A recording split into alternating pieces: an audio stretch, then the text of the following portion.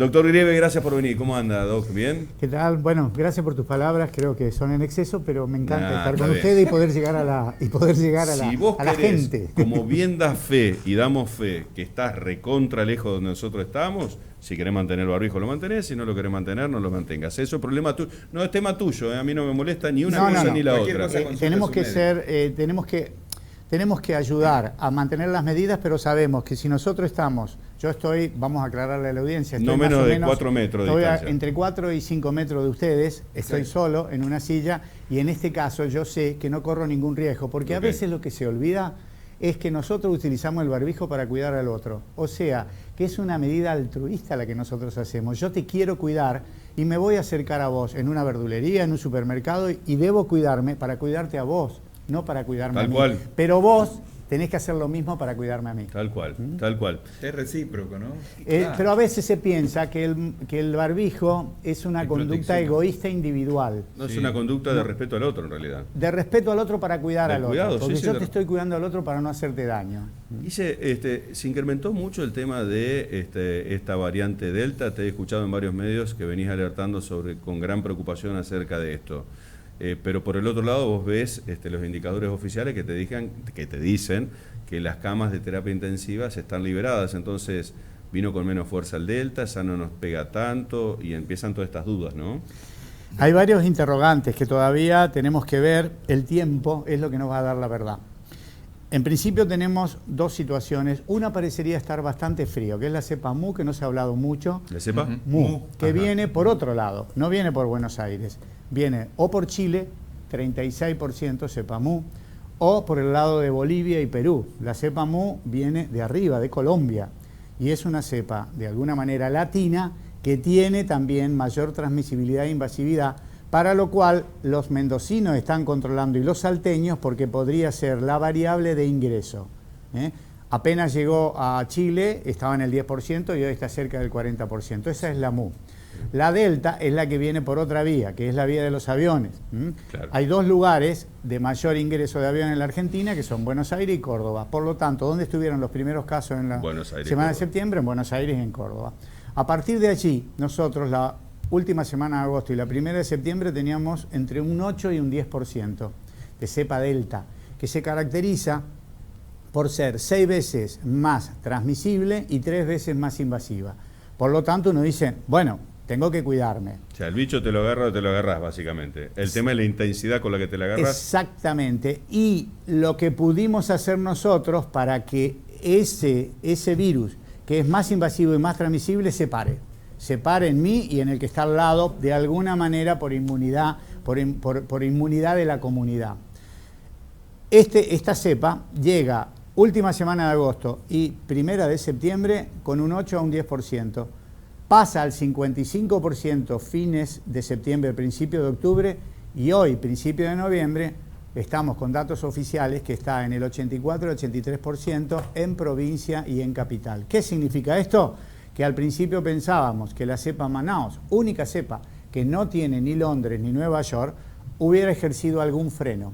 Y ese freno quizás no esté pasando por la Manaos, sino esté pasando realmente por las medidas que se sostienen y por la vacuna. Nosotros al principio estábamos cerca del 45-50 y hoy estamos encima del 60%, 62% de vacunación. ¿Qué es lo ideal? Llegar al 70-75%. Ese es el objetivo, que nosotros lleguemos de acá a fin de año con un 70-75% de inmunidad y que le establecería cierto freno a la cepa Delta. Y lo otro que necesitamos es tiempo. Necesitamos todo el mes de noviembre y de diciembre para ver qué pasa con la Delta. La Delta llegó. Hace rato. Proliferó. En Santa Fe está lleno y acá también, ¿no? Pero llegó, proliferó, pero no invadió. ¿Cómo lo vamos a saber nosotros? No lo sé. Con los pacientes internados, que hasta ahora no lo tenemos. O sea, sabemos que ¿Pero tenemos... eso por qué está baja la intensidad? ¿Por el alto nivel de vacunación? Fundamentalmente por la vacuna. Sabemos el segundo punto, que para esta cepa Delta es necesario la segunda dosis. Ah, mira. Se está hablando de la tercera dosis cuando yo insisto en la segunda dosis. Con la primera dosis no es suficiente el nivel de anticuerpos, de defensa que vamos a tener para esta cepa Delta, pero sí lo es para la Manaos, para la Andina y para la Britania.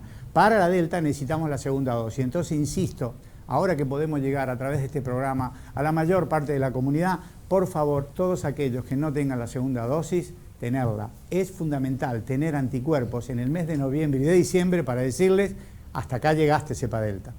Si nosotros vemos que la cepa delta anduvo y no pudo invadir, la cepa se va. Que no nos ocurra lo que ocurre en Rusia, con un nivel muy bajo de vacunación, porque la gente no quiere vacunarse o no cree en la vacuna, y ellos tuvieron la tercera invasión a través de la delta, no solamente con mayor número de hisopados como tenemos nosotros, pasamos del 8% al 83%, sino mayor número de pacientes internados, cosa que hasta ahora nosotros no tenemos. Después te voy a llevar un terreno más de conjetura, si no tan conjetura, porque son tus pares, ¿no es cierto?, los que se reunieron en Roma y levantaron una bronca muy grande respecto al tema no de el negacionismo del COVID, ni tampoco el negacionismo de las vacunas, no se tiran contra ellos, sino se meten con el mega negocio de la gran estafa de la vacuna y con la imposibilidad de ustedes haber podido ejercer de manera profesional la ciencia de manera individual con drogas perentorias o que no tenían patente como mierda que se llama, la ivermectina, número sí, uno, cloroquina y demás, y todo este combo que dicen cada vez más está más comprobado de que hubieran evitado a modo de tratamiento que el tema del COVID se propague.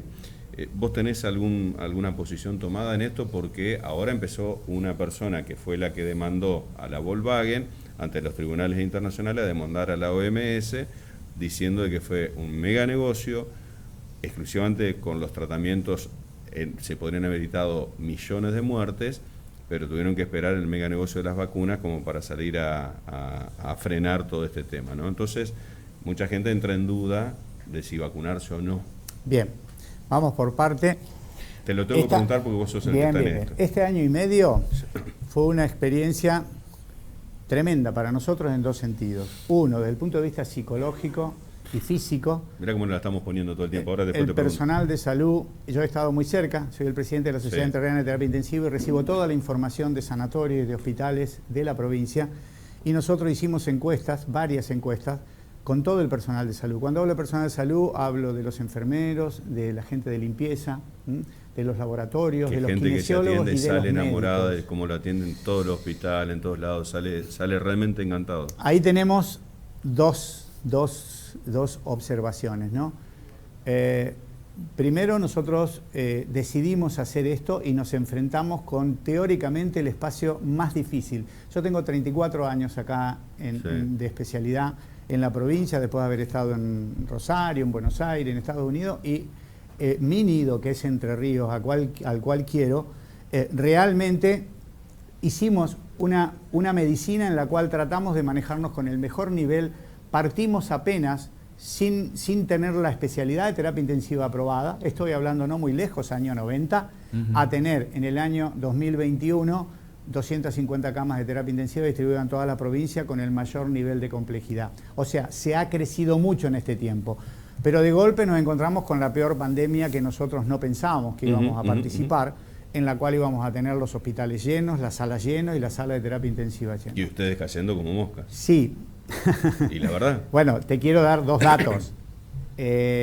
El 60% de los médicos y el 50% de los enfermeros tuvieron la enfermedad y tuvieron que tratarse por la enfermedad, lo cual, imagínate, un 50% menos del personal en plena pandemia. ¿Qué hace? Que yo tenga que trabajar más y exponerme más. Todo es un círculo, ¿no? Frente a eso, y el otro dato importante era que hasta el 40% de las personas que le preguntábamos se reevaluó si después de esta pandemia, después de diciembre de este año, seguiría trabajando en lo mismo. No, se quieren ir toda la miércoles. No es que se vayan a ir. Por lo menos el 40% preguntó, ¿es para tanto el esfuerzo que debo hacer? El 60% no. De esto, quizás el 90% siga estando con nosotros, pero el hecho que ya se haya preguntado, quizás significaría si hemos hecho todas las cosas bien. Porque ahora pasó a la otra parte. En todo este personal, primero, el reconocimiento, por un lado, de la gente está bueno porque esto nos levanta emocionalmente, espiritualmente, pero no ha tenido la repercusión en el reconocimiento de la sociedad o oficial en qué pasa con esta persona, este enfermero que tiene que trabajar en 2 lugares. ¿Quién trabaja 16 horas acá?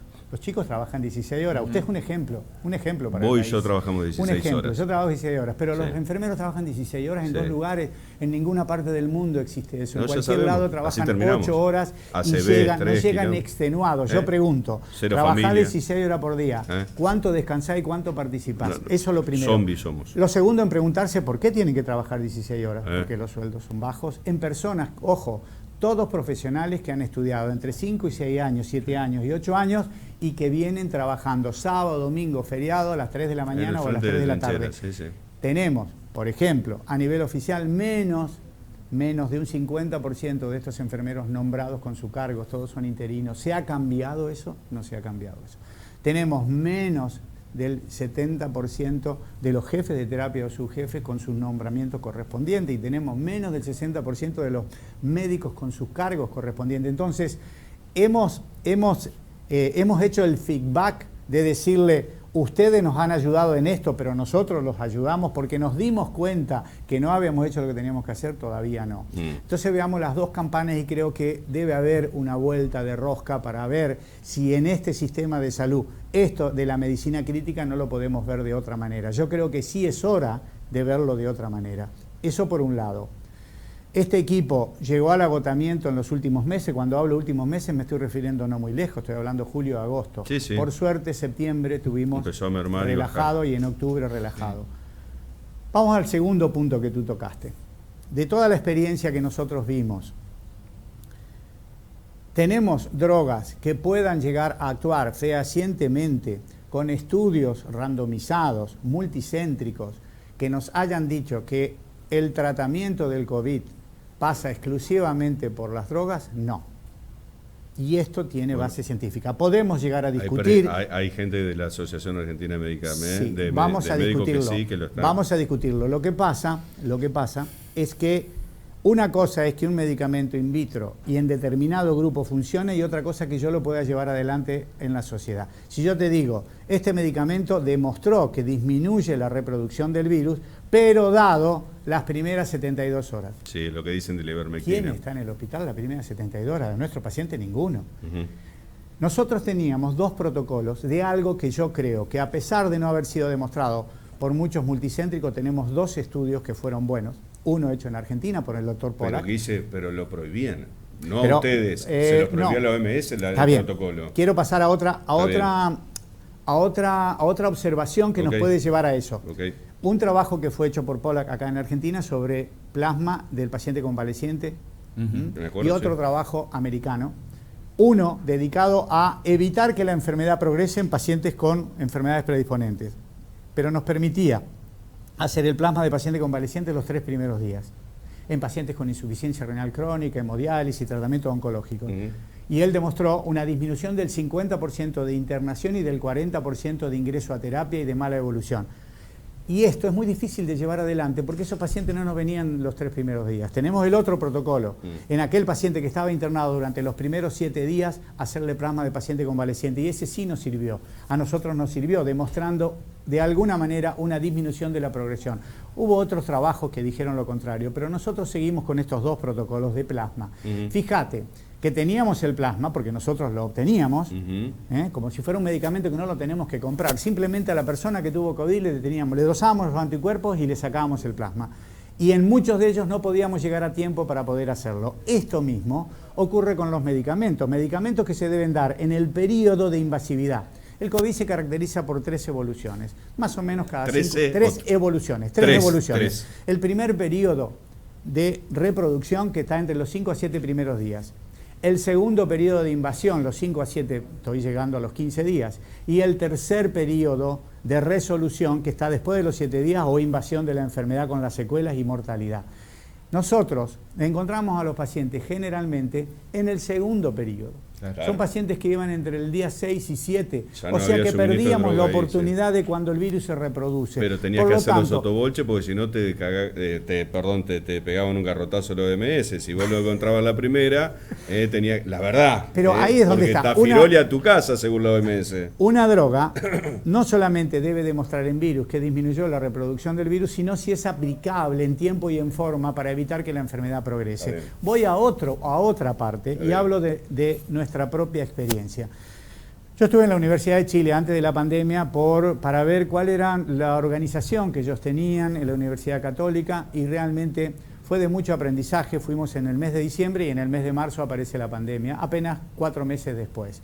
Estuve en contacto con una maravillosa gente que se organiza muy bien y a través de ellos, a partir de marzo hicimos protocolos que nos permitían identificar rápidamente al paciente, colocar el plasma fresco del plasma de convaleciente, colocarlo al paciente en posición prono lo más rápidamente para que no se lesione, no se autolesione el pulmón y utilizar alto flujo de oxígeno para el paciente en la medida que su propio cuerpo iba curando la enfermedad, no hiciera insuficiencia respiratoria y no entrara en respirador. ¿Cuál es la experiencia nuestra? Nosotros teníamos los altos flujos, identificábamos al paciente rápidamente, realizábamos este protocolo, el 90% de los pacientes evitábamos que ingresen en respirador y por lo tanto la mortalidad era muy bajita, 8 a 10%. El paciente que entraba rápidamente en respirador, aparecían las lesiones progresivas de la enfermedad, la asistencia mecánica estaba representando que el paciente era más grave, pero a su vez las lesiones que el propio respirador podía producir. Mortalidad 40-50%. Entonces, ¿qué dijimos nosotros? Vamos a hacer todo para evitar que los pacientes ingresen en respirador, para que rápidamente su pulmón empiece a funcionar y el descenso de oxígeno no influya sobre el ingreso a asistencia mecánica.